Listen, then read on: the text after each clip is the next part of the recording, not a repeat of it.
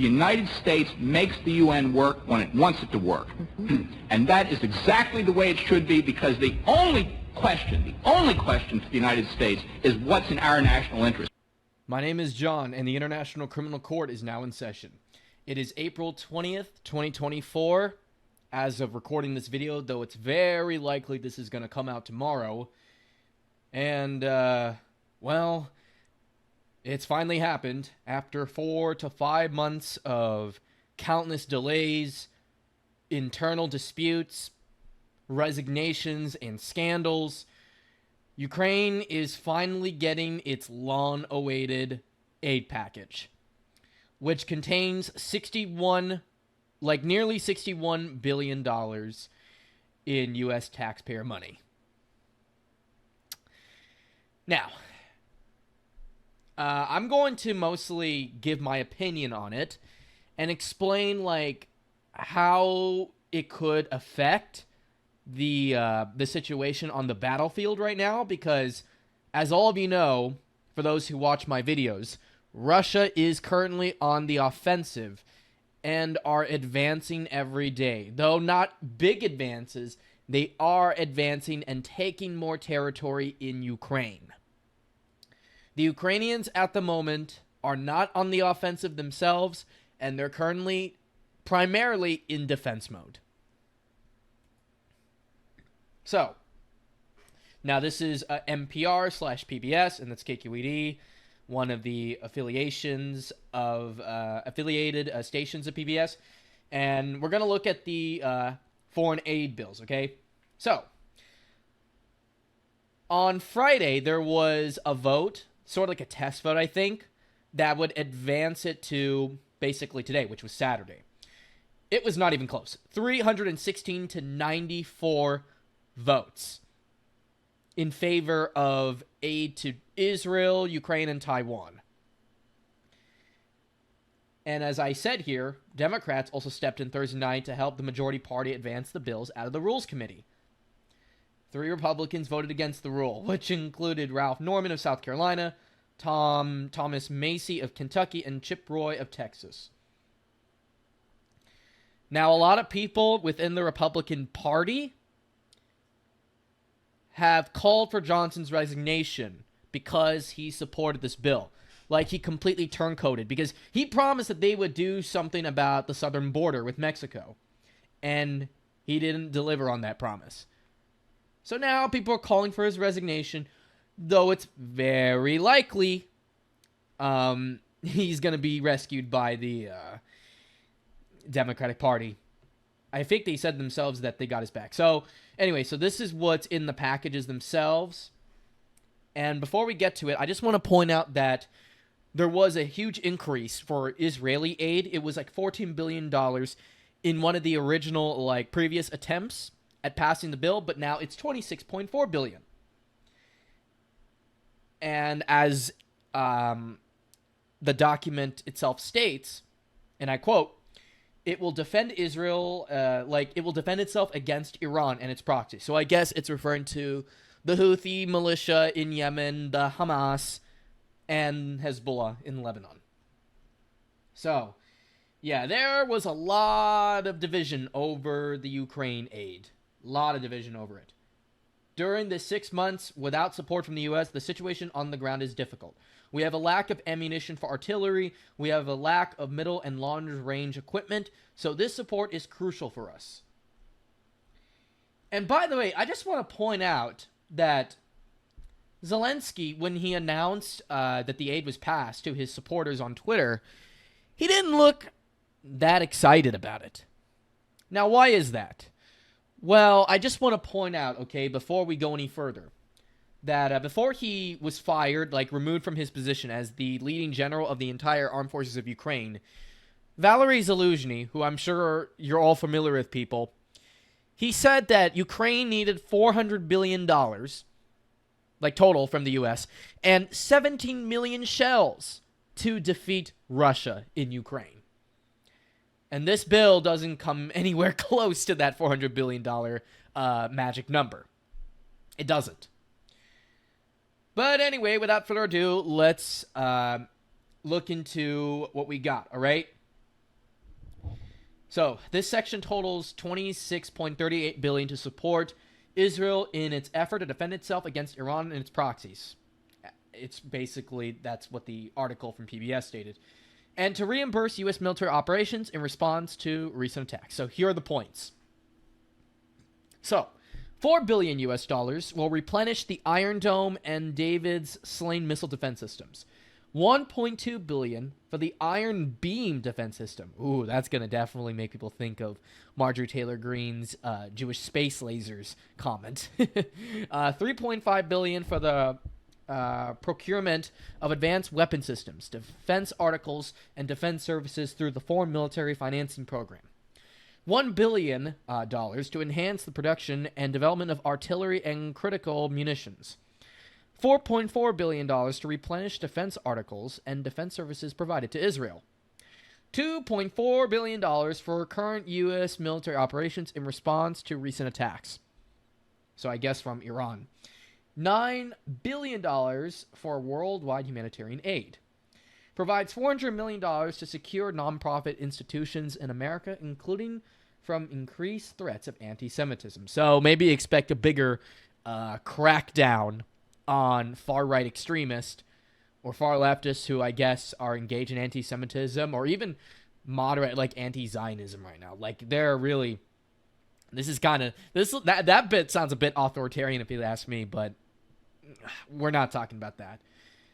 And then it provides flexibility for transfers of defense articles to Israel from U.S. stockpiles, and it prohibits funds to the United Nations Relief and Works Agency.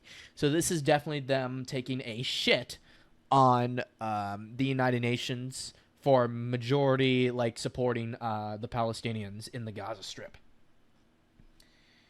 And this is the other stuff here. And now let's read the most controversial piece, the Ukraine aid. The section totals $60.8 billion, so basically $61 billion, to address the conflict in Ukraine and assist our regional partners as they counter Russia. $40.83 billion, or 79% of which will fund the U.S. defense industrial base. Whoa, whoa, whoa, whoa, whoa, whoa, whoa, whoa. Hold it right there. Time out. There it is, people. This was why Zelensky didn't look that excited.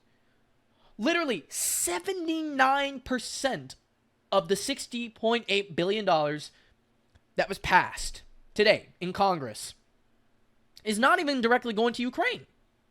It's going to the military-industrial complex. Like Boeing, Lockheed Martin, and maybe, I guess, General Electric, Aerospace. You name it. It's going to the military-industrial complex. And I guess it's going to General Dynamics too. The guys who produce the Abrams tanks. People, I know this video is going to be mostly opinionated, but I'm telling you all right now that this aid to Ukraine doesn't really feel like, to be quite honest, like anything too huge. And also, I just want to point out that the maker of the Bradley fighting vehicle is, let's see here. They are manufactured right now by BAE Systems, Platforms and Services. And they are headquartered coincidentally, in Arlington, Virginia. Boeing, I know, is located in D.C. And Lockheed Martin is also HQ'd in the D.C. Metro, Bethesda, Maryland. They're all literally concentrated in Washington, D.C. So it's no wonder they were able to easily bribe the politicians here. But yeah, but before we get to the main points, all right? As I said, 79% of the overall bill is literally going to the defense industry in the United States, who will then, I guess, produce the stuff for Ukraine. But we have to face the reality here, people. It's going to take some time for any of this aid to get to Ukraine. And speaking of which, let's actually break it down, all right? Let's get to the points. Now, it converts all financial assistance to Ukraine's government into a loan. So they're expecting them to pay it back. Good luck. Probably going to bankrupt the country. and make them into a debt slave. It requires the administration to submit to Congress within 45 days a strategy establishing specific and achievable objectives with matrix that define and prioritize the U.S.'s national security interests. So they literally have to show how they're going to beat Russia. And let me tell you, there's no plan. There is absolutely no plan to beat Russia in the long term. No plan. Bolsters oversight through in-person monitoring requirements. Requires partners and allies to pay their fair share through cost matching requirements. Increases the fiscal limits on several presidential drawdown authorities. $13.4 billion to replenish American defense stockpiles. $7.3 billion for current U.S. military operations in the region. That's not a lot. $13.9 billion for the procurement of advanced weapon systems, defense articles, and defense services. $13.7 billion for purchasing U.S. defense systems for Ukraine. And $26 million for oversight and accountability of aid and equipment provided to Ukraine. Which I doubt there's going to be any accountability because Ukraine is so corrupt. Yeah, this is a terrible bill. Very terrible. Literally one of the worst things I've ever seen. I mean, if you guys want my overall opinion on what this will do for Ukraine, a lot of people, like even on our side, like, because here's the thing, I'm going to be very honest with you people, like right now, okay, on where I sort of stand on this conflict. When I say my side, I refer to the invaders, okay? You all know who I'm talking about. The Vatniks, the orcs, as the Ukraine fanboys call it. And as a guy who's from the West, let me tell you this all right now, and as someone who's like an American, $61 billion sounds a lot, but in a war like this, of this magnitude, it's not enough. It is clearly not enough. And here's, again, Ukraine is getting only literally around nearly 20 or so percent of that $61 billion. I mean, it's literally no wonder why Zelensky himself didn't look too overly excited. I mean, the signs are there, people. He knows that this is not going to be enough to defeat Russia. And so does the rest of the U.S. administration. Almost as if this bill came kind of too little too late. Because as I said, people, there was a 4 to 5 month long stopgap between the last aid to Ukraine that was given and today. And it's also been a while since there was any huge aid that was delivered to Ukraine, like nearly in a year or so. Like, there were no new aid packages given to Ukraine during all of 2023 because of the new Republican Congress. And there has been no aid during the first 3 to 4 months of 2024. That's a huge stopgap. And I feel like that is going to literally damage the Ukrainians' hopes of actually winning this war, in my opinion. It will. And to move on to the final to the final two parts, okay? Let's talk about the let's see here. The Indo-Pacific Security Supplemental Appropriations Act 2024. So this is for the Taiwan stuff, okay? This section totals $8.12 billion to continue efforts to counter communist China and ensure a strong deterrence in the region. $3.3 billion to develop submarine infrastructure, including investments in dry dock construction. $2 billion in foreign military financing program for Taiwan and other key allies and security partners in the Indo-Pacific confronting Chinese aggression. $1.9 billion to replenish defense articles and defense services provided to Taiwan and regional partners. $542 million to strengthen U.S. military capabilities in the region. So I guess this is definitely going to impact the Philippines because the U.S. is in the Philippines right now. $133 million to enhance the production of artillery and critical munitions and provides additional flexibility for foreign military financing loans and loan guarantees. Again, I don't think this is going to be enough money. This definitely smells like PR. Definitely military-industrial complex funding. It literally, if China were to invade Taiwan tomorrow, they'll just literally sweep them. They will. Trust me. Now, the 21st Century Peace Through Strength Act. To bolster the resources provided in the House National Security Supplemental, the 21st Century Peace Through Strength Act will implement strong sanctions and policies to counter Iran, China, and Russia. Iran, it sanctions their ports, vessels, and refineries dealing in Iranian oil to stop Iran from exporting tens of billions of dollars of oil a year to China. Sanctions anyone involved in buying, selling, or manufacturing Iran's missiles and drones. Forces the executive branch to fully implement sanctions on high-ranking Iranian officials. Imposes sanctions on anyone supporting Hamas, Palestine, Islamic Jihad, and other Palestinian terrorist groups. So this is the U.S. basically stating, we don't give a shit about Palestinians. We don't. Stops Iran from accessing U.S. technology to manufacture missiles and drones. It updates the sanctions for using civilians as human shields. Ironic. Sanctions those producing the drug Captagon. Oh, this might be a reference to Syria, which is manufactured and sold by allies of the Assad regime in Syria. Oh, yep, it was. Now, as for Russia, it sanctions additional Russian oligarchs. Well, no one's going to shed tears for them. Imposes sanctions on Iranian and Chinese technology transfers benefiting UAV warfare in Ukraine. So this is, I guess, referring to the Garan/Shahid drones. And as for China, it forces the sale of TikTok, protects Americans' data from China, implements additional sanctions, authorizes the Repo Act, which seizes and transfers an estimated $5 billion of Russian sovereign assets in the United States to Ukraine, authorizes the Fend-Off Fentanyl Act, which implements sanctions on transnational and criminal organizations and members of drug cartels engaged in international fentanyl trafficking, and cracks down on fentanyl-related money laundering. Again, ironic. And so, we come to the last one. This is the one that everyone's from the GOP has been complaining about. So President Biden and his administration created the worst border crisis the country has ever seen. To crack down on the flow of illegal immigrants and drugs across our southern border, the End the Border Catastrophe Act implements reforms that will secure the border and protect the American people.